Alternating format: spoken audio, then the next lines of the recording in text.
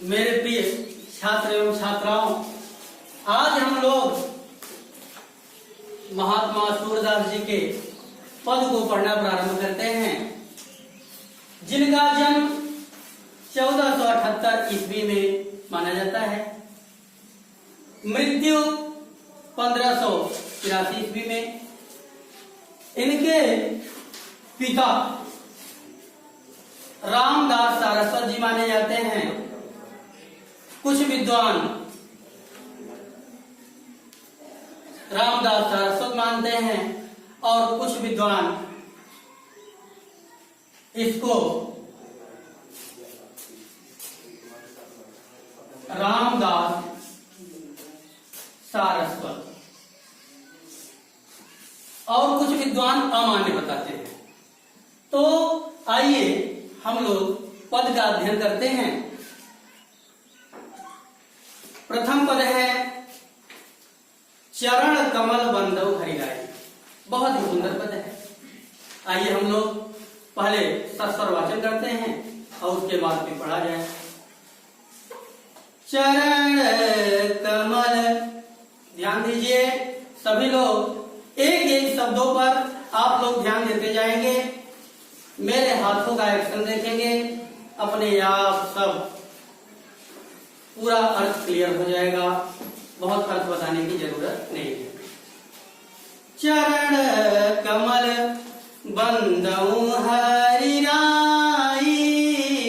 चरण कमल जाकी कृपा पंगु गिरलंग है, अंधे को सब कुछ दर्शाई, बहिरो सुने गूंग पुनि बोले, रंग चले सिर छत्र धराई, सूरदास स्वामी करुणा में बार बार बंदौ तिहि पाई।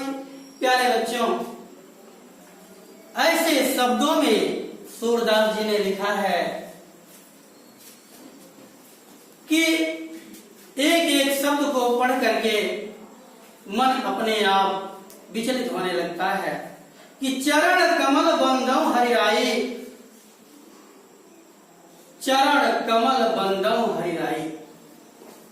कमल, उस चरण को, भगवान श्री कृष्ण के चरण को क्या मान लिया?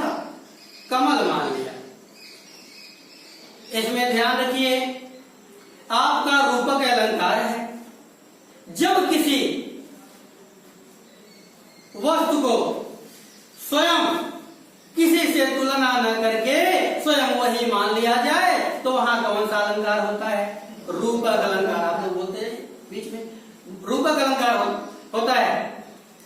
चरण कमल बंदौ हरिराई। हे भगवान श्री कृष्ण, हम आपके चरण कमल की वंदना करते हैं।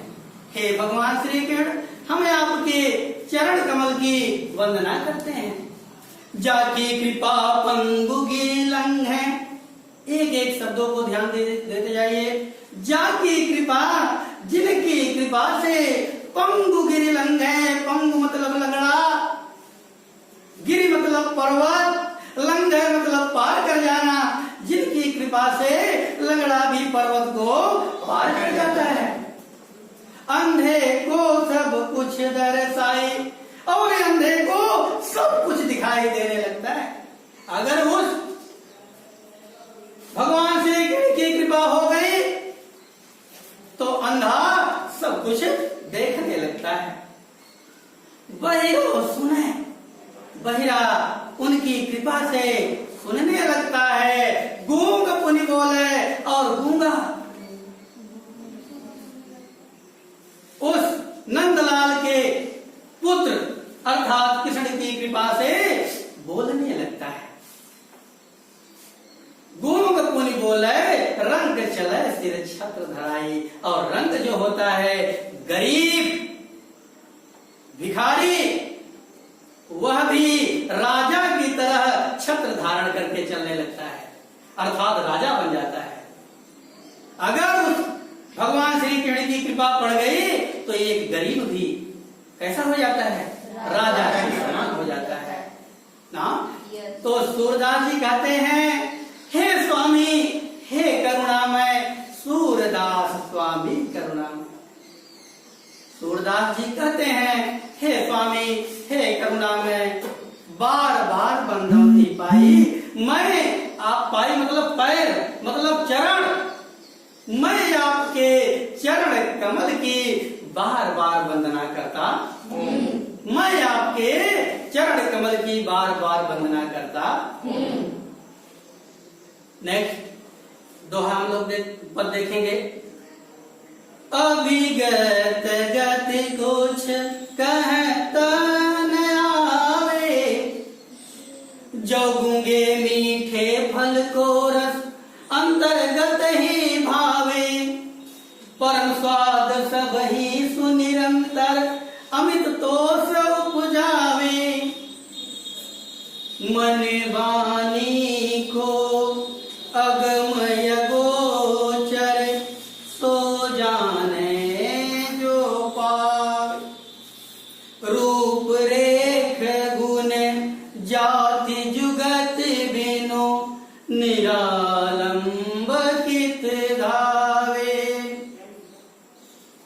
सब विधि अगम विचार ही ताते, सूर सगुन पद गावे। मेरे प्यारे बच्चों, बहुत ही अच्छा पद है। इसमें हम लोग देखेंगे कि सूरदास जी ने अंतिम पंक्ति में जो कहा कि सगुन पद गावे, क्यों सगुन पद गाना शुरू कर दिया? दो होते हैं भक्ति काल में, सगुण और निर्गुण, दो काव्य धाराएं ना, सगुण और निर्गुण। तो सगुण पद गाना क्यों शुरू कर दिया, निर्गुण क्यों नहीं गाए, क्यों छोड़ दिए? अपनी व्यथा को इसमें लिखा है, अपने दर्द को लिखा है कि मैंने सगुण क्यों गाया, आखिरकार निर्गुण क्यों नहीं गाया। तो कहते हैं अभिगत गति कुछ कहता न आवे। मेरे प्यारे छात्रों, अभिगत गति कुछ कहत न आवे। अभिगत उस निर्गुण ब्रह्म की गति को कुछ कहा नहीं जा सकता, उसकी गति कुछ कही नहीं जा सकती। अविगत गति कुछ कहत नहीं आवे, वह निर्गुण ब्रह्म की जो गति है उसको कुछ कहा नहीं जा सकता। वह कैसा है? बिना आकार का है। जो गूंगे मीठे फल को रस अंतर्गत ही भावे। गूंगा जो बोल नहीं सकता, जो गूंगे मीठे फल को, कितना भी मीठा फल खा ले, रस अंतर्गत ही भावे, वह अंदर अंदर बड़ा खुश होगा, उसे बड़ा अच्छा लगेगा।